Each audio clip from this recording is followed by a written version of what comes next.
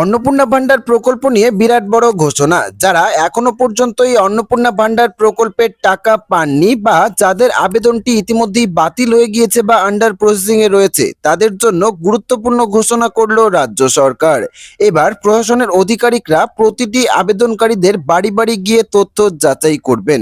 হ্যাঁ বন্ধুরা, ঠিকই শুনেছেন, এবার কিন্তু প্রশাসনের আধিকারিকরা আবেদনকারীদের বাড়ি বাড়ি গিয়ে তথ্য যাচাই করতে চলেছে। কারা এই প্রকল্পের টাকা পাওয়ার যোগ্য এবং কারা যোগ্য নন, সমস্ত কিছু কিন্তু খতিয়ে দেখা হবে। পাশাপাশি যাচাই বা ভেরিফিকেশনের জন্য আপনাদেরকে কি কি নথিপত্র আগে থেকেই রেডি করে রাখতে হবে, সেই বিষয়ে কিন্তু একদমই বিস্তারিতভাবে জানিয়ে দেবো আপনাদেরকে এই ভিডিওটিতে। তো অবশ্যই ভিডিওটিতে আপনারা প্রত্যেকেই প্রথম থেকে শেষ পর্যন্ত মনোযোগ সহকারে সঙ্গে থাকবেন এবং চ্যানেলটিতে নতুন হয়ে থাকলে অবশ্যই চ্যানেলটিকে সাবস্ক্রাইব করে পাশের বেল আইকনটি প্রেস করে অল নোটিফিকেশনটি অন করে রাখবেন। বাংলায় বহু পরিবারের জন্য স্বস্তির খবর এনে দিয়েছে এই অন্নপূর্ণা ভান্ডার প্রকল্প। ইতিমধ্যেই রাজ্যের প্রায় 1,10,00,000 মহিলার ব্যাংক অ্যাকাউন্টে 3,000 টাকা করে এই অন্নপূর্ণা ভান্ডার প্রকল্পের আর্থিক সহায়তা কিন্তু পৌঁছে গিয়েছে। তবে এখনো পর্যন্ত এমন অনেকেই আবেদন করেছেন বা আবেদনকারী রয়েছেন যাদের অ্যাকাউন্টে কিন্তু এই অন্নপূর্ণা ভান্ডার প্রকল্পের টাকা পৌঁছায়নি। ফলে তাদের মধ্যে কিন্তু উদ্বেগ ও অনিশ্চয়তা বাড়ছে। অনেকেই জানতে চাইছেন যে তাদের আবেদনটি গ্রহণ করা হয়েছে কিনা এবং ভবিষ্যতে তারা এই প্রকল্পের সুবিধাটি পাবে কিনা। তো অনেকেরই মনে কিন্তু এই রকম প্রশ্ন রয়েছে। তো আপনাদের সমস্ত প্রশ্নের উত্তর কিন্তু আপনারা এই ভিডিওটিতেই পেয়ে যাবেন। তো অবশ্যই ভিডিওটি শেষ পর্যন্ত সঙ্গে থাকবেন। বর্তমানে বহু আবেদনকারী অনলাইনে নিজেদের আবেদনপত্রের স্ট্যাটাস চেক করতে গিয়ে দেখছেন সেখানে কারো স্ট্যাটাসে দেখাচ্ছে আন্ডার ইনকোয়ারি বা আবার কারো ক্ষেত্রে দেখাচ্ছে অ্যাপ্লিকেশন রিজেক্টেড। এরকম পরিস্থিতিতে কি করবেন তা নিয়ে কিন্তু অনেকেই দুশ্চিন্তায় পড়ছেন।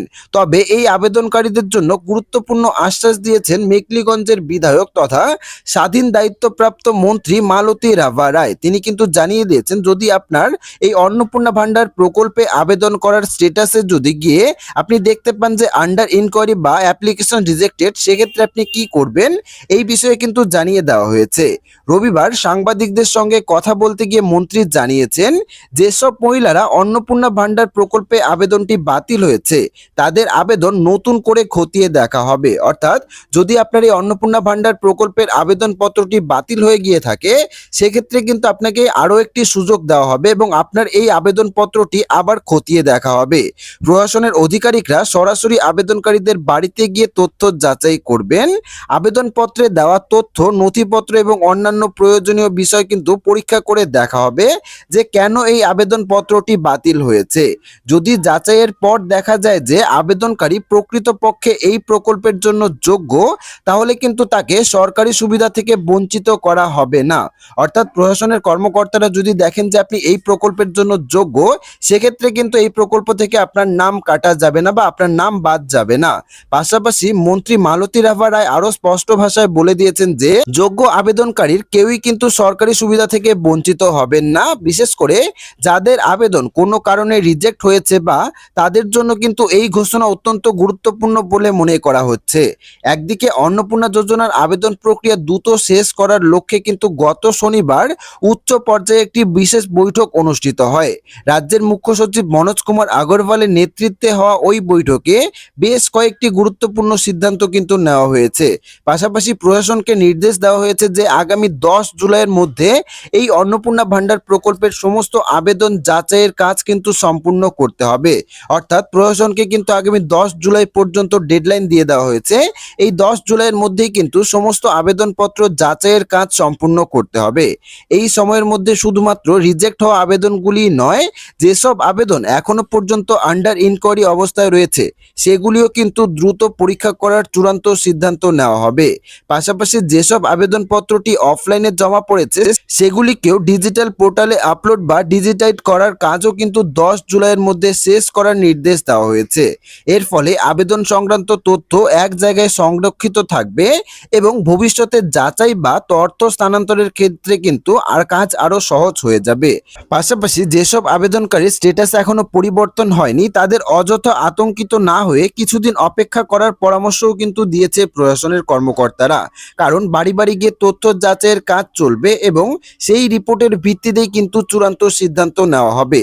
তাই আবেদন বাতিল দেখালেই অনেক ক্ষেত্রে পুনরায় যাচাইয়ের পর সেই সিদ্ধান্ত কিন্তু পরিবর্তনও হতে পারে। পাশাপাশি যখন বাড়িতে গিয়ে তথ্য যাচাই করা হবে তখন সেক্ষেত্রে আপনাদেরকে কি কি নথিপত্র আগে থেকেই রেডি রাখতে বলা হয়েছে। দেখুন এখানে বলা রয়েছে, যদি কোনো আধিকারিক আপনার বাড়িতে তথ্য যাচাইয়ের জন্য আসেন তাহলে আবেদনপত্রে ব্যবহৃত সমস্ত নথি যেমন আধার কার্ড, ভোটারের পরিচয়পত্র, ব্যাংকের পাসবই, মোবাইল নম্বর এবং অন্যান্য প্রয়োজনীয় কাগজপত্র কিন্তু প্রস্তুত রাখতে হবে।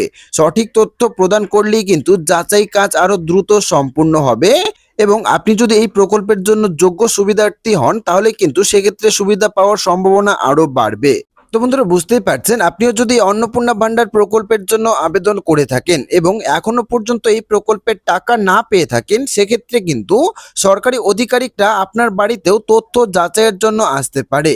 যদি আপনার বাড়িতেও তথ্য যাচাইয়ের জন্য আসে সেক্ষেত্রে কিন্তু আপনাকে আধার কার্ড, ভোটার কার্ড, ব্যাংকের পাসবই, মোবাইল নম্বর এবং অন্নপূর্ণা ভান্ডার প্রকল্পে আবেদনের সময় আপনি যেই সমস্ত নথিপত্র দিয়েছিলেন সেই সমস্ত নথিপত্র কিন্তু আগে থেকেই রেডি করে রাখতে বলা হয়েছে। তো আশা রাখবো ভিডিওটি আপনাদের সবারই ভালো লেগেছে। ভিডিওটি ভালো লাগলে ভিডিওটিতে একটি লাইক করবেন, চ্যানেলটিকে সাবস্ক্রাইব করবেন এবং কমেন্ট বক্সে আপনাদের মতামত অবশ্যই জানিয়ে যাবেন।